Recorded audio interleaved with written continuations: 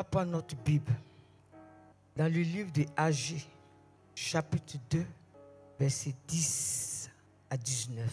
Je lis la parole du Seigneur dans le livre de Agé, chapitre 2, à partir du verset 10. Le 24e jour du 9e mois, la seconde année de Darius, la parole de l'Éternel se révéla.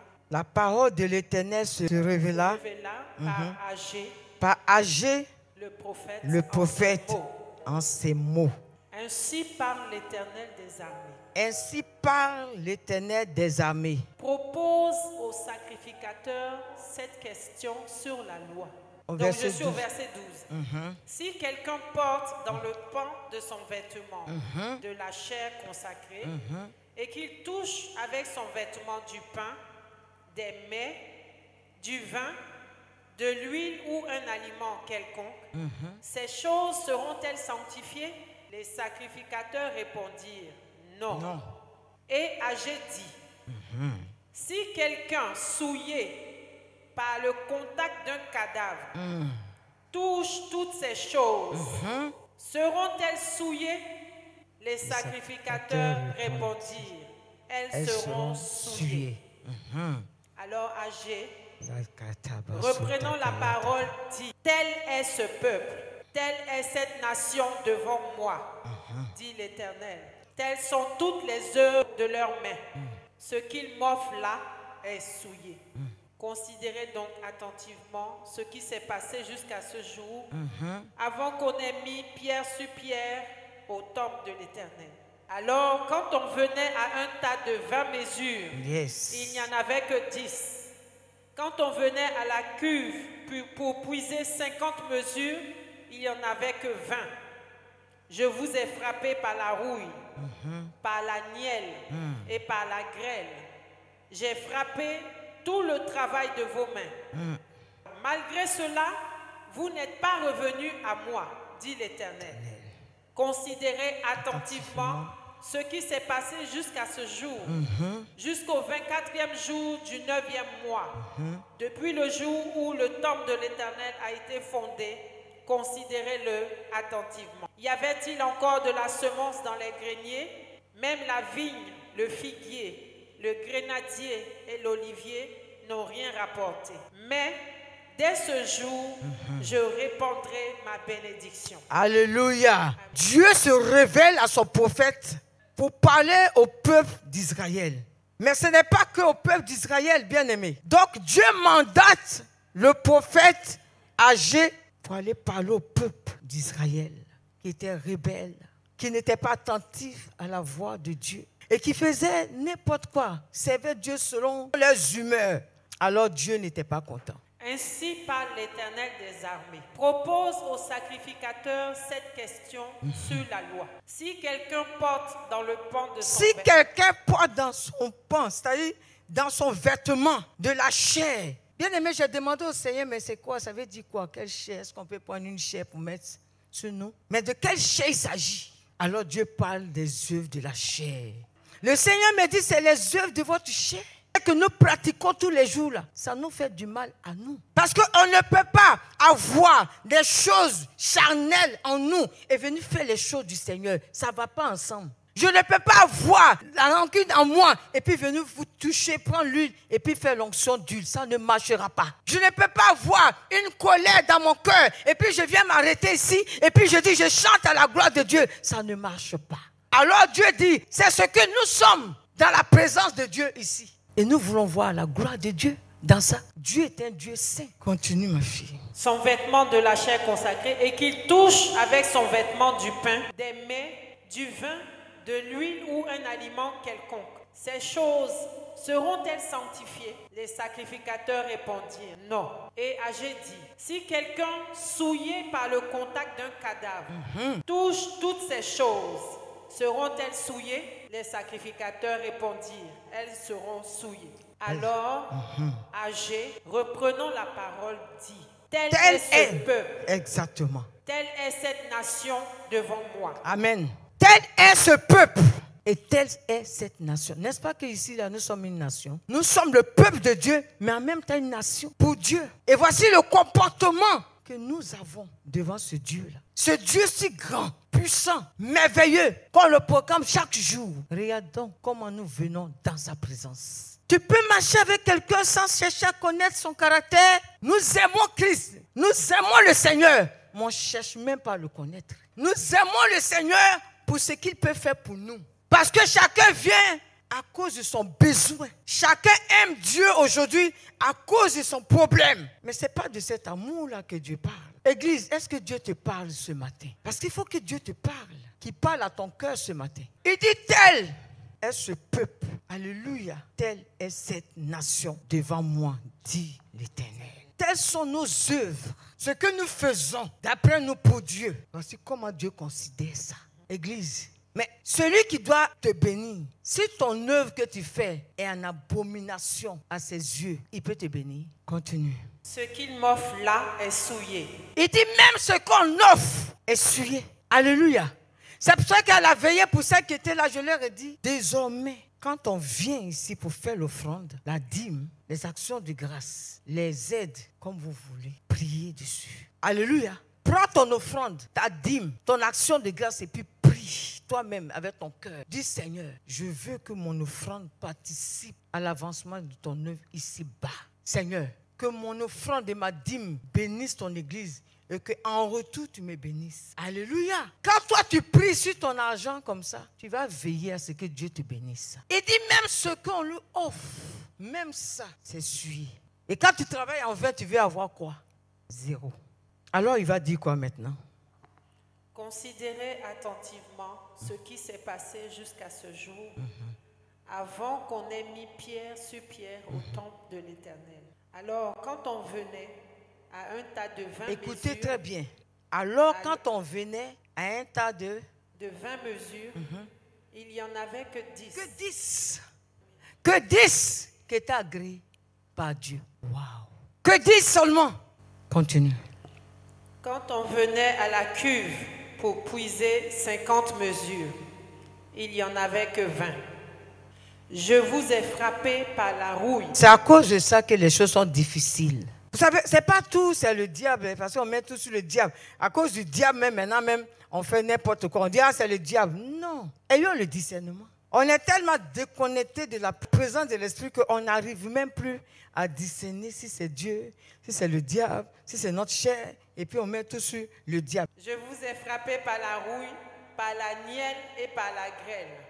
J'ai frappé tout le travail de vos mains. Même le travail de nos mains sont frappés. C'est-à-dire quand ton salaire tombe dans ta main, là même, là, les dépenses même viennent juste quand toi-même tu dis, mais il y a quoi?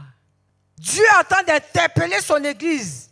Et c'est sacrificateurs que nous sommes. Quand le chrétien ne veut pas changer, il dit on lui a mal parlé.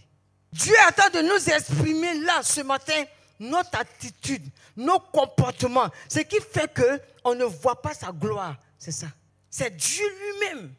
Il dit, j'ai frappé tout le travail de vos mains. Mais malgré ça, le peuple de Dieu est indifférent.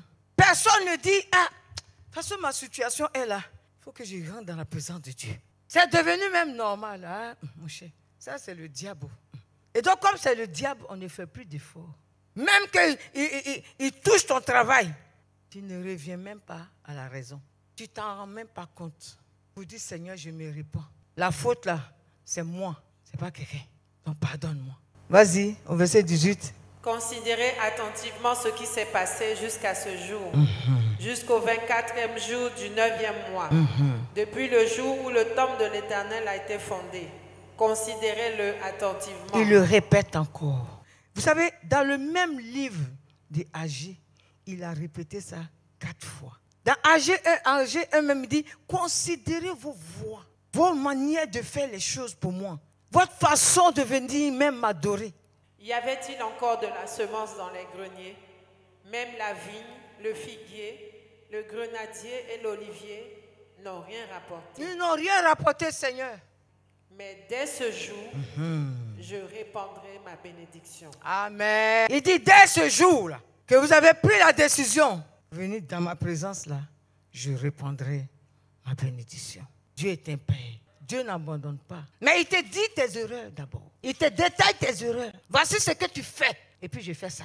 Maintenant, c'est à toi de considérer tes voies. C'est à toi de changer. Et quand tu changes maintenant, il revient. C'est tout ce que Dieu demande. Tout ce que Dieu nous demande n'est jamais compliqué. C'est l'homme qui complique ça. Hébreux chapitre 12, versets 1 à 11. Nous donc aussi, puisque nous sommes environnés d'une grande nuée de témoins, rejetons tout fardeau. Rejetons tout fardeau. Et le péché qui nous enveloppe si facilement.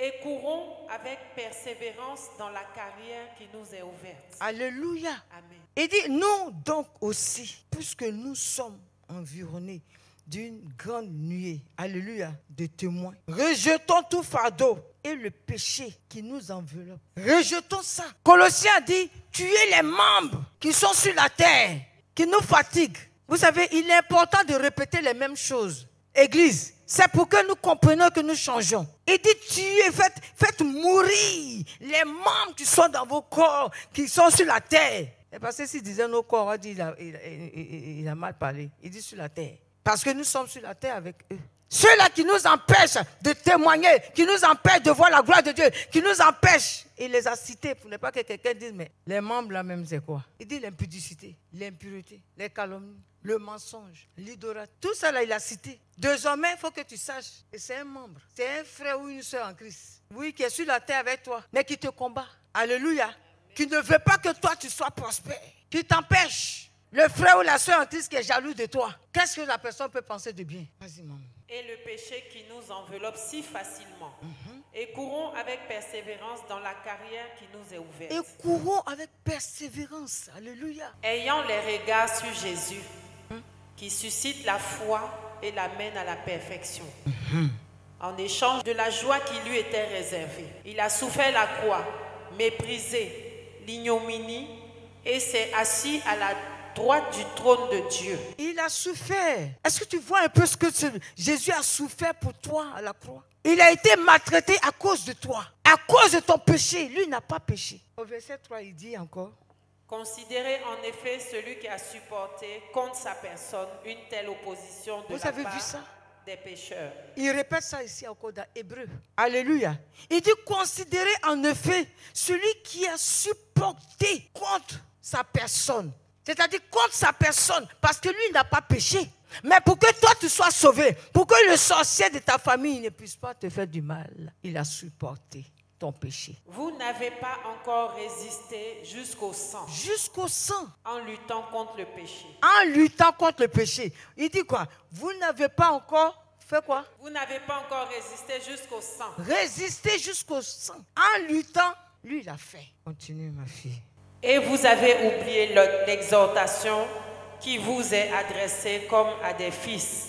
Mon fils, ne méprise pas le châtiment du Seigneur et ne perds pas courage lorsqu'il te reprend. Car le Seigneur châtie celui qui l'aime. Il châtie celui qui l'aime. Mais vous voyez la révélation que Dieu m'a donnée? C'est-à-dire qu'il châtie le fils. Parce que c'est à un fils qu'on confie des choses. Quand tu es fils et que tu es majeur, alors le père te confie les choses de la maison. Donc ce fils-là a besoin d'être réprimandé par moment. Ce fils a besoin d'être recadré par moment. Pourquoi? Parce que tu gères le patrimoine de la famille.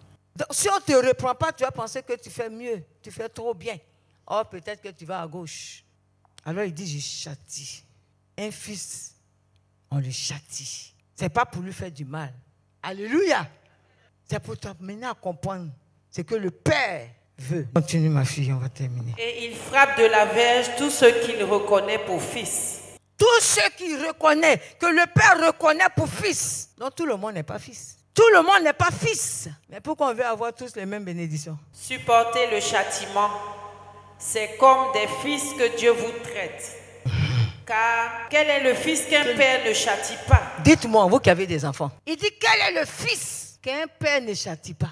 N'est-ce pas que quand nos enfants font des bêtises, on crie sur eux pour nous qui avons des enfants? Vas-y. Mais si vous êtes exempt du châtiment auquel tous ont part, vous êtes donc des enfants illégitimes. Illégitimes. Et non des fils. Voilà. Si on doit se plaindre de ce qu'il nous châtie, si on est fâché parce qu'il a fait ceci, il a fait cela, c'est parce qu'on n'est pas légitime. Vas-y, on va terminer. D'ailleurs, puisque nos pères, selon la chair, nous ont châtiés, et que nous les avons respectés. On les a respectés. Hein? Ne devons-nous pas, à bien plus forte raison, nous soumettre au Père des esprits pour avoir la vie? Non, pour lui, on dit non. Lui qui connaît ta vie, lui qui connaît ta destinée, lui qui t'a fait dans le sein de ta maman. Quand lui te châtie, tu es fâché. Mais quand ton père qui cherche à te tuer, lui-même il t'a engendré et puis il devient sorcier pour te tuer. Là. Quand il te châtie, là tu trouves ça normal. Vas-y. Nos pères nous châtiaient pour peu de jours, comme ils le trouvaient bon. Mais Dieu nous châtie pour notre bien, afin que nous participions à sa sainteté. Il est vrai que tout châtiment semble d'abord un sujet de tristesse et non de joie, mais il produit plus tard, pour ceux qui ont été ainsi exercés, un fruit paisible de justice. Amen. Descends juste au verset 14 et puis on a fini. 14. Recherchez la paix avec tous et la sanctification, sans laquelle personne ne verra le Seigneur. Veillez à ce que personne ne se prive de la grâce de Dieu. Amen. On peut acclamer la parole de Dieu. Que le Seigneur vous bénisse. Que sa grâce se répande sur vous. Que la bénédiction de l'Éternel qui n'est suivie d'aucun chagrin vous accompagne. Alléluia.